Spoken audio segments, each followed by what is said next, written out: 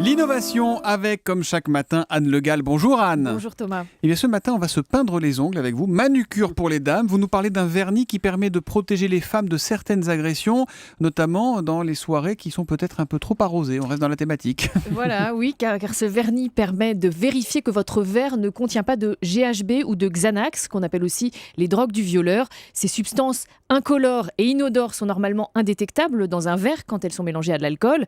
Et comme ces drogues désinhibent et provoquent des trous de mémoire, elles peuvent faire des femmes des proies faciles pour les agresseurs. Et c'est à ce moment-là, Julie, qu'Anne Le Gall nous explique comment un vernis à ongles peut repérer de la drogue. C'est vrai que le lien n'est pas évident comme ça, mais il suffit de tremper un peu son doigt dans le verre.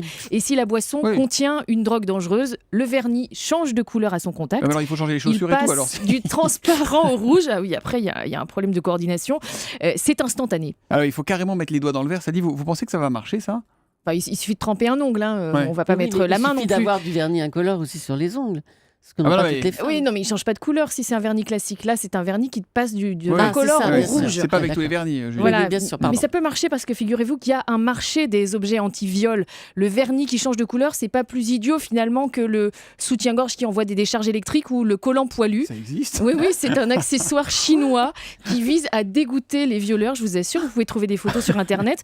En tout cas, les concepteurs de ce vernis, 4 hommes, 4 étudiants américains, sont convaincus par leur trouvaille. Ils s'appuient tout simplement sur les statistiques d'agression sexuelle. Aux États-Unis, disent-ils, une femme sur 5 se fait agresser au cours de sa vie. Le recours aux drogues se banalise. Leur vernis à ongles, baptisé Undercover, a reçu un bon accueil sur Internet.